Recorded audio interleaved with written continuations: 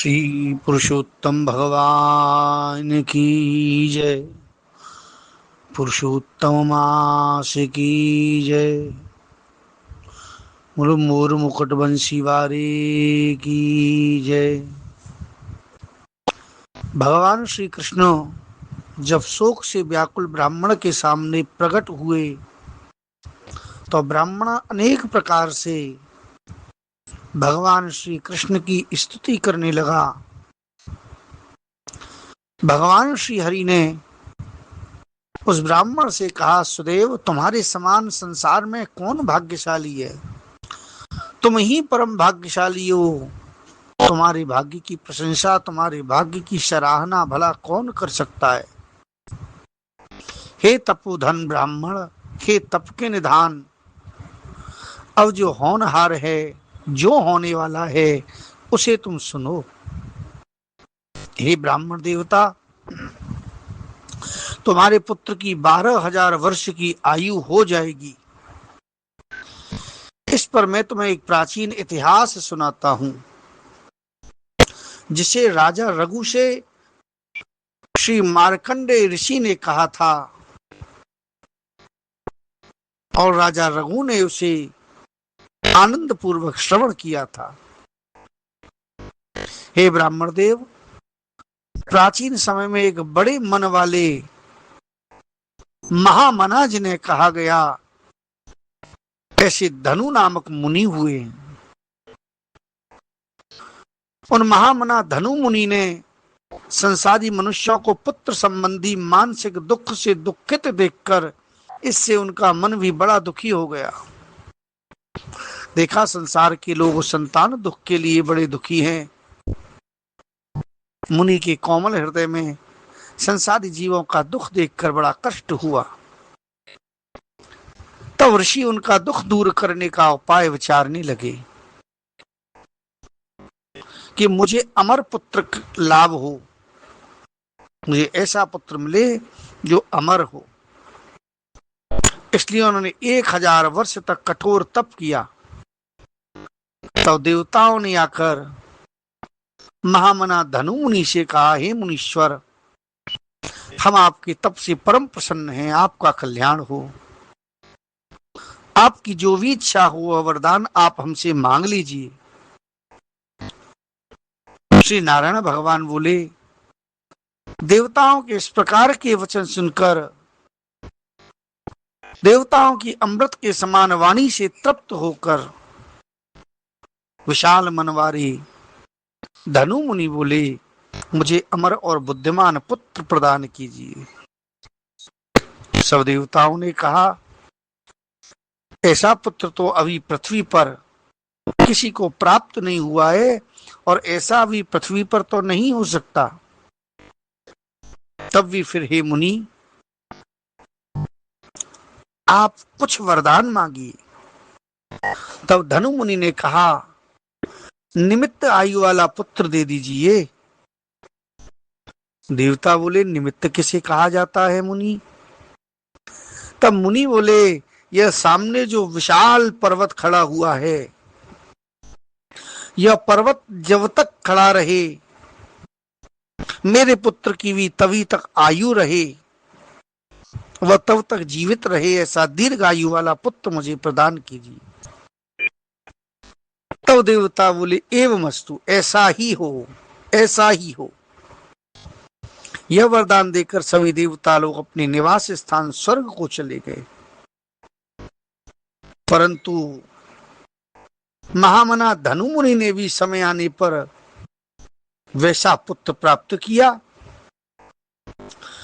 वह पुत्र शुक्ल पक्ष के चंद्रमा के समान आयु, रूप, गुण वृद्धि को प्राप्त होने लगा। जब वह बालक 16 वर्ष का हो गया, तब उससे उसके पिता धनु मुनि बोले कि हे पुत्र, महापुरुषों की, महात्माओं की कभी अवज्ञा नहीं करनी चाहिए, कभी अवहेलना नहीं करनी चाहिए। ब्राह्मण को, वैष्णव को, महात्मा को कभी अनदेखा नहीं करना चाहिए। फिर भी वह मुनियों को सताता रहता था अपने स्वभाव के कारण। किसी का कमंडल ले जाता, किसी के चीर वस्त्र कहीं और उठाकर डाल देता, किसी के दंड को छुपा देता, क्योंकि वह निमित्त आयु वाला था। उसके पिता ने मांगा था कि जब तक यह पर्वत रहे तब तक उसकी आयु रहे। इस घमंड के वश में होकर वह उन्मत्त होकर मुनियों को कुछ भी नहीं समझता कि मेरा क्या बिगाड़ लेंगे, मैं तो दीर्घायु वाला हूं।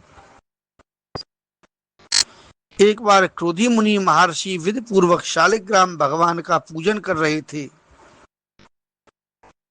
उसी समय वह धनु मुनि का पुत्र वहां पर आ पहुंचा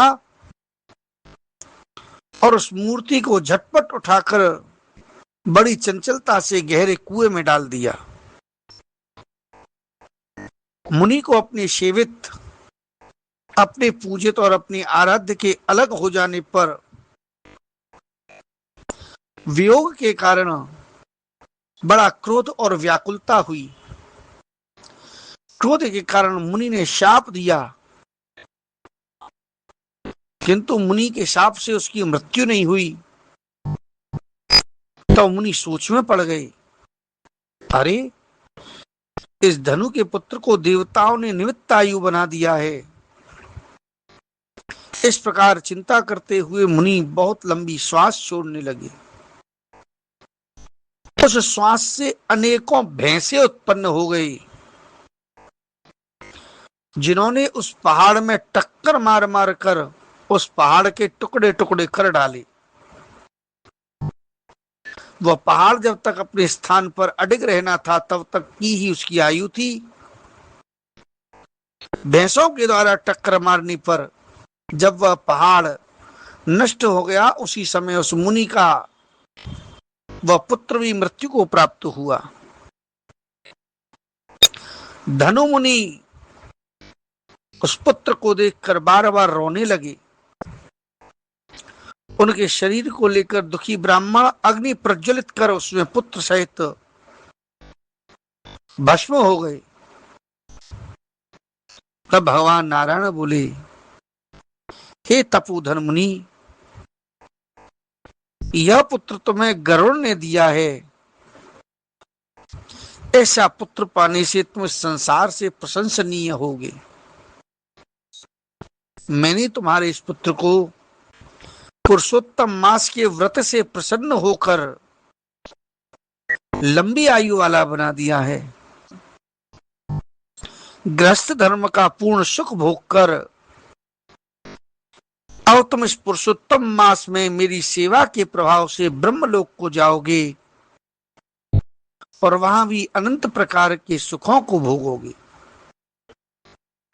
इस प्रकार वहां 1000 देवताओं के वर्ष तक सुख भोगने के बाद पृथ्वी पर तुम्हारा जन्म होगा, जहां तुम चक्रवर्ती राजा बनोगे। धनवा नामक राजा बनकर तुम अनेकों सुख और समृद्धि को उपभोग करोगे। बहुत विशाल सेना, वाहन आदि समस्त सुख तुम 10,000 वर्ष तक पृथ्वी पर भोगोगे।